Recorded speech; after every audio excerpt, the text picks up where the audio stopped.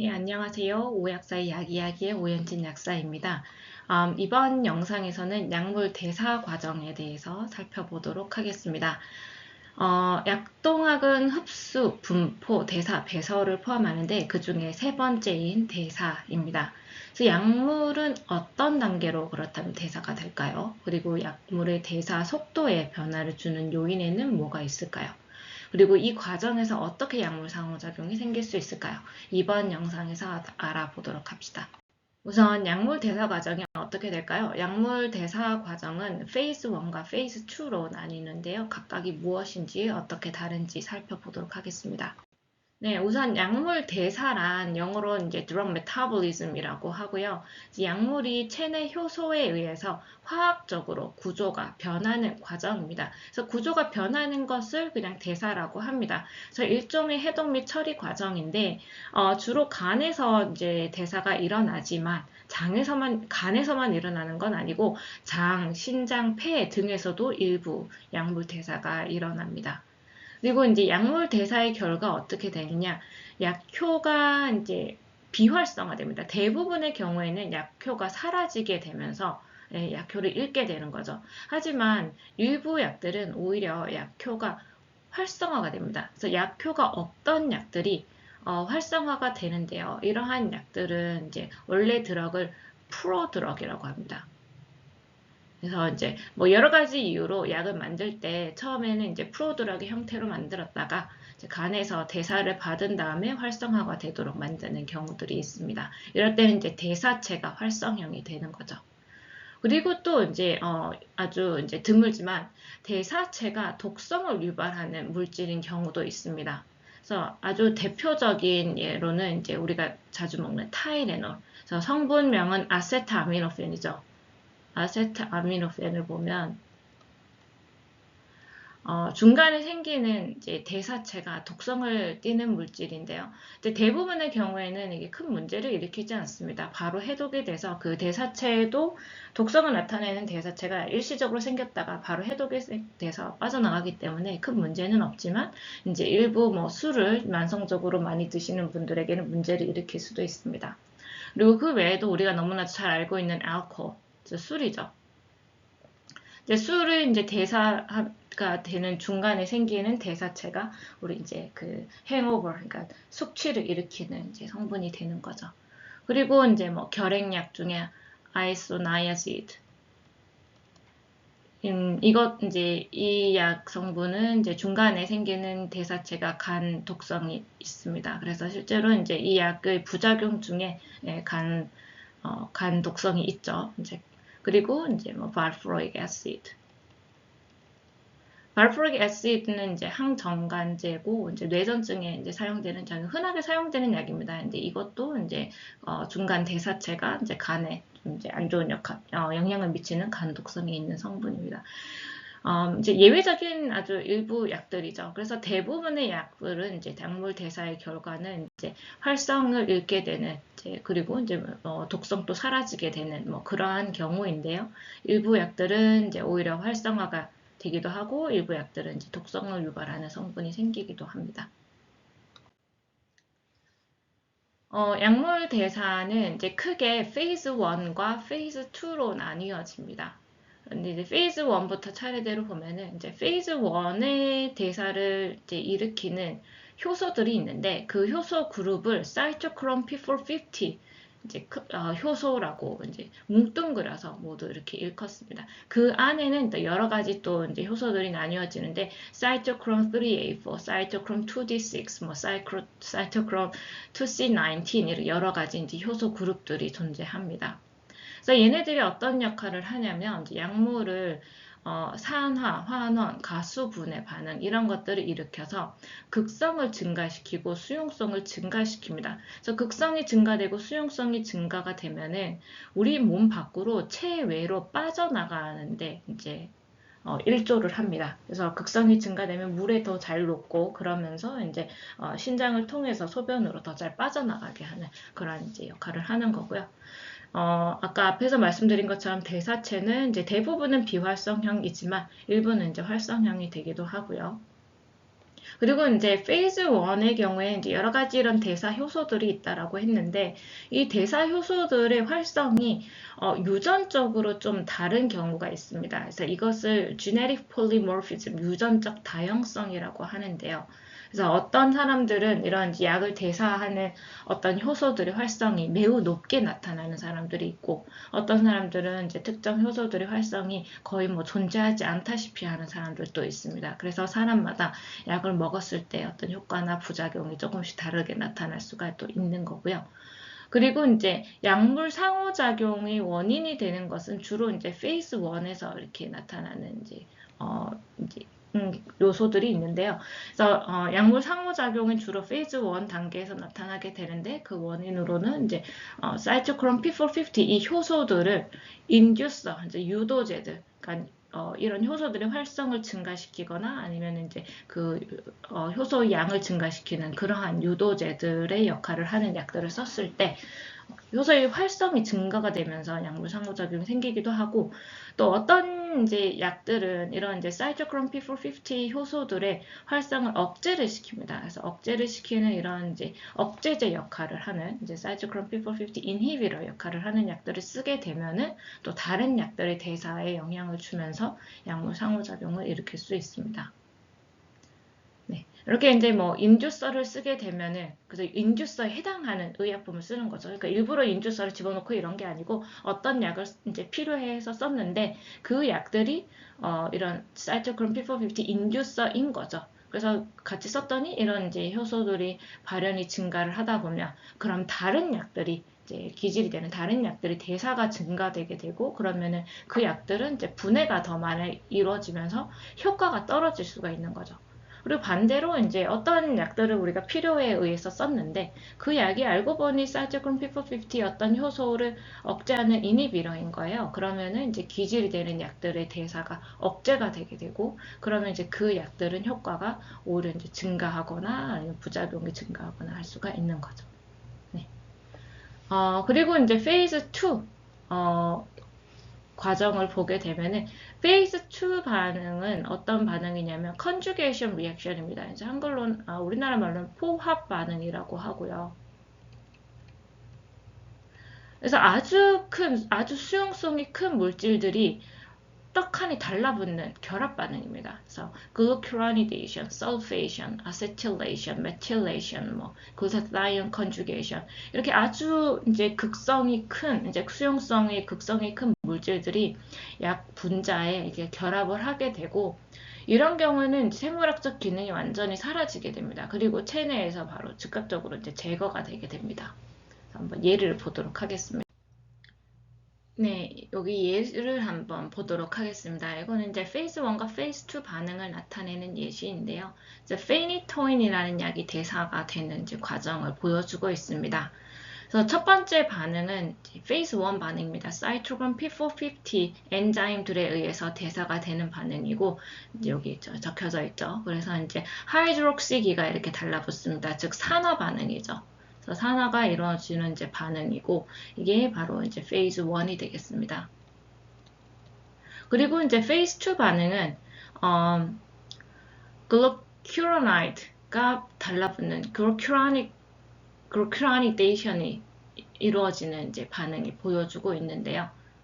이게 이제 페이즈 2가 되겠습니다. 그래서 아주 큰 글루큐라닉 애시드가 이렇게 달라붙었죠. 그래서 이게 포합 반응이 이루어진 상태입니다. 이렇게 되면은 완전히 분자 구조가 크게 바뀌어 버리기 때문에 약효를 완전히 잃고 이제 물에 아주 잘 녹는 그러한 이제 수용성이 아주 커진 형태로 되고 그러면서 체내에 빠져나가는 것이 아주 용이해집니다. 네, 또 다른 예시를 하나 보도록 하겠습니다. 아까 페니토인 같은 경우는 이제 페이즈 1이 일어나고 그 다음 페이즈 2 반응이 일어났는데 이 순서가 반드시 그렇게 되지는 않습니다. 어떤 약들은 페이즈 2 반응이 먼저 일어나기도 합니다. 그래서 이거는 이제 아세트아미노펜, 그래서 타이레놀이죠. 타이레놀의 대사 과정을 보여줍니다.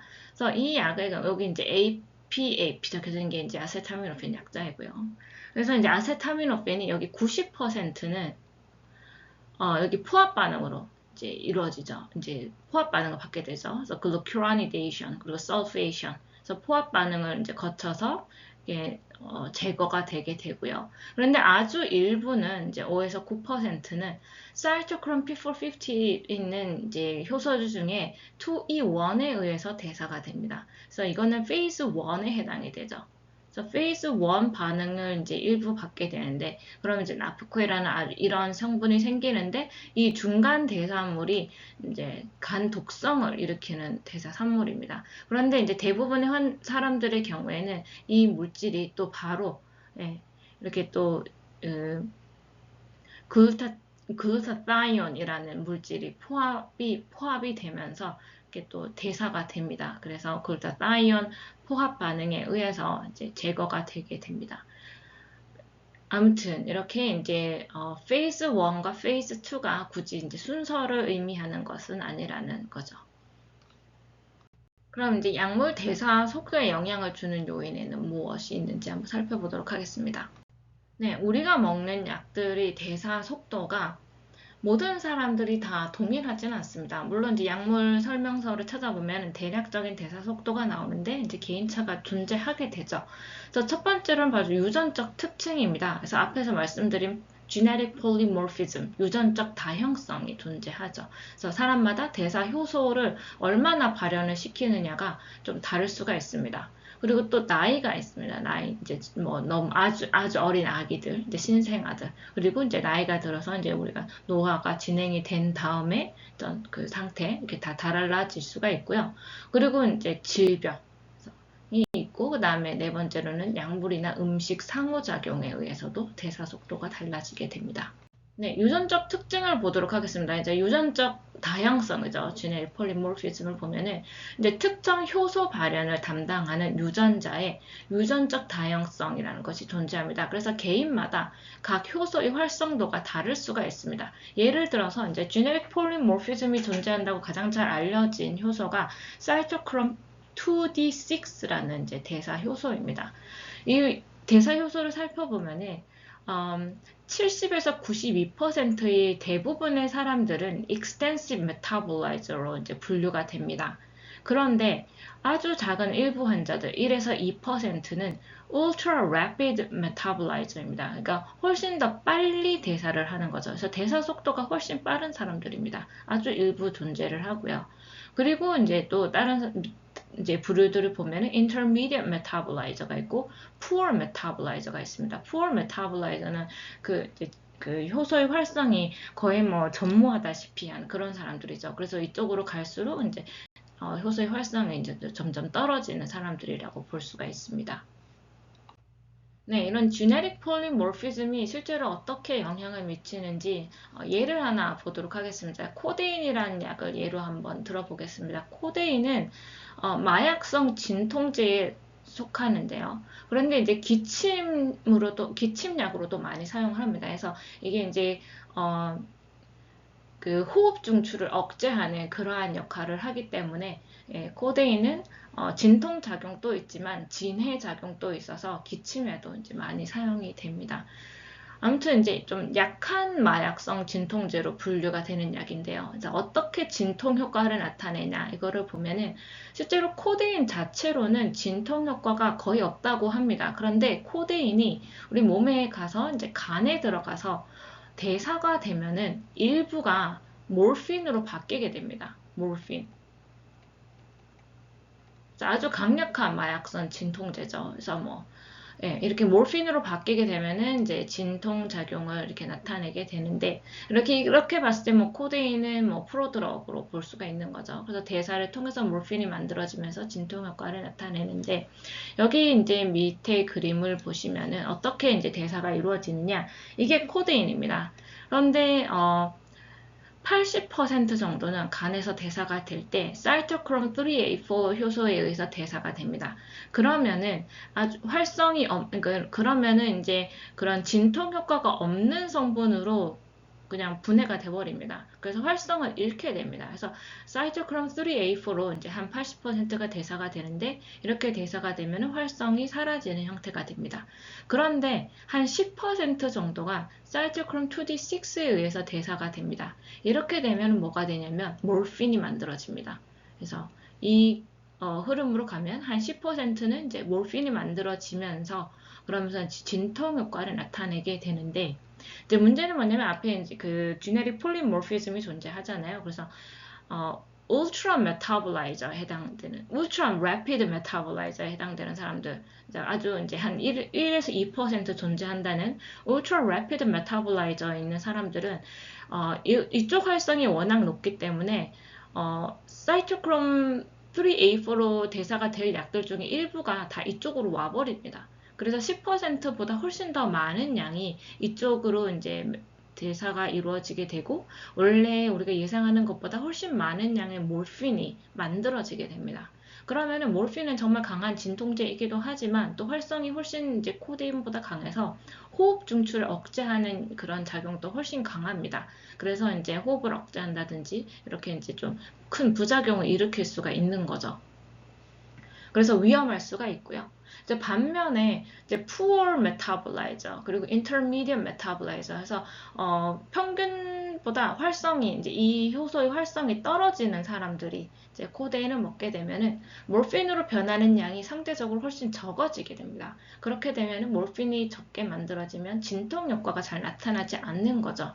그래서 이제 이런 poor metabolizer인 사람들이 코데인을 먹으면 진통 효과가 잘 나타나지 않습니다. 이제 거기에 더해서 이제 약물 상호작용 면에서 봤을 때도 이 사이토크롬 2D6를 억제하는 약들, 이제 억제제를 같이 먹게 되면은 이쪽 효소 활성이 떨어지면서 이제 몰핀이 잘 만들어지지 않게 되고 그러면은 이제 코데인의 진통 작용이 잘 나타나지 않을 수 있는 거죠. 네, 비슷한 맥락으로 이제 트라마돌이라는 진통제가 있습니다. 네, 트라마돌은 이제 국내에서 정말 자주 사용이 되는 진통제인데요. 그래서 이 트라마돌도 2D, 사이토크롬 2D6라는 이 효소에 의해서 대사가 된 다음에 이 M1이라는 이제 대사체가 만들어지는데 이 M1이라는 대사체가 트라마돌보다 진통 효과가 훨씬 더 큽니다. 네, 진통 효과가 훨씬 더 크고요.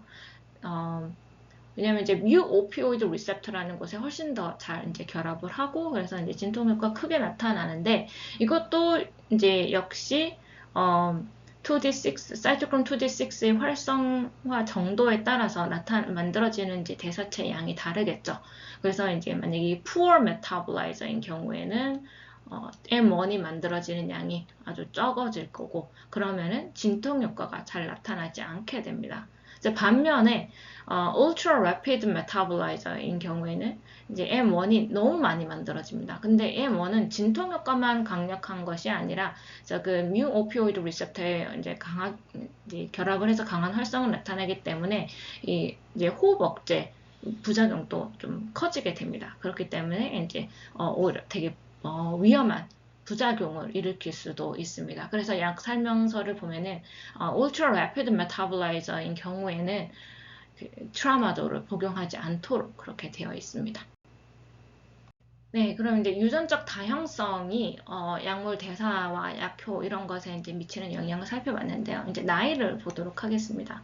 그래서 신생아 때는 약물 대사 효소들이 아직 충분히 발달하지 못했기 때문에 약물 대사가 굉장히 느립니다. 그래서 약을 함부로 이제 쓰면 안 되죠. 그래서 신생아 들에게 이제 쓸 수 있는 약들이 정해져 있는 거고 노인의 경우에는 약물 대사 효소의 활성이 점차적으로 감소합니다. 특히 이제 페이즈 1 메타볼리즘에서 효소들의 활성이 많이 감소를 합니다. 반면에 페이즈 2 메타볼리즘, 포화 그 반응을 일으키는 이제 그쪽은 대체로 잘 유지가 되어 있습니다. 그러면서 이제 그 대사 효소의 활성도 떨어지고 또 노화 자체에 의해서 간의 크기라든지 혈류량도 간으로 가는 혈류량도 감소를 하게 됩니다. 그래서 대체적으로 이제 나이가 들에 따라서 약을 분해하는 능력이 이제 떨어진다라고 보면 되겠습니다.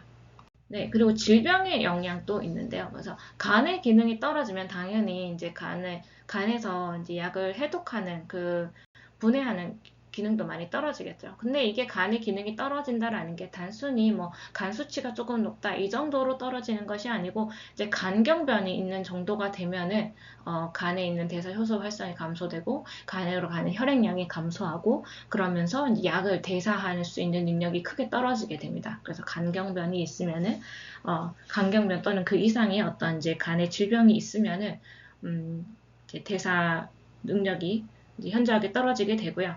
또 뿐만 아니라 이제 만성 신장 질환에서 chronic kidney disease 만성 신장 질환이 있을 때도 간에서의 그 약물 대사 능력이 떨어지게 됩니다. 왜냐하면 이게 신장과 간은 떨어져 있는 이제 그 조직이지만 서로 연관이 있는 게 신장 기능이 떨어지면은 혈액에서 독소의 농도가 증가됩니다. 그래서 신장에서 이제 빼내야 되는데 제대로 빼내질 못하죠. 그래서 유래맥 톡신의 이제 농도가 증가되게 되고 이렇게 되면 이 혈액에 있는 이런 독소들 때문에 간에 있는 대사 효소들이 영향을 받습니다. 얘네들의 발현 및 활성이 떨어집니다. 그래서 그 신장 기능이 떨어지면 혈액에 독소가 쌓이게 되고 오히려 그것 때문에 간에 있는 대사 효소들의 활성이 떨어지게 되는 이러한 문제가 생길 수 있습니다.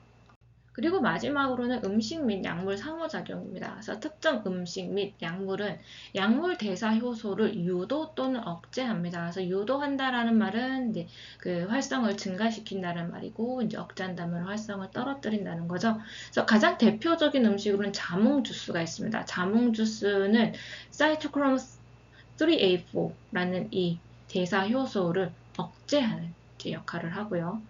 어떠한 이런 뭐 페니실린, 카르바마제핀, 리팜핀 이러한 약들은 사이토크롬 3A4 효소의 인듀서 역할을 하게 되고 뭐 클레리트로마이신, 이트라코나졸, 리투아나빌 이러한 약물들은 뭐 사이토크롬 3A4의 효소의 활성을 억제하고 이러한 이제 상호작용을 일으키는 음식과 약들이 있습니다. 네, 약물 상호작용에 대해서 조금 더 살펴보면은 이제 사이토크롬 P450 엔자임, 이게 페이즈 1을 담당하는 이제 효소들이죠. 정말 많은 효소가 있는데, 대사 효소들이 있는데, 이 중에 6개가 90%의 약물 대사에 관여합니다. 그래서 정말 많은 약물 대사 효소가 있지만, 실제로 정말 중요한 이제 약물 대사 효소들은 한 6개 정도로 이제 추려질 수가 있고요. 그리고 이들 효소는 주로 간에서 발현이 되지만, 뭐 일부는 소장, 폐, 태반, 신장에도 존재합니다.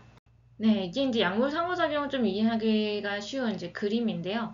여기에 이제 여러 가지 대사 효소들이 있고요. 그다음에 위에 이제 substrate라고 되어 있는 거는 이제 기질입니다. 그래서 이런 약물 대사 효소에 의해서 대사를 받는 이제 약물들이죠. 그래서 이러한 약물들이 이러한 효소에 의해서 대사가 되고요.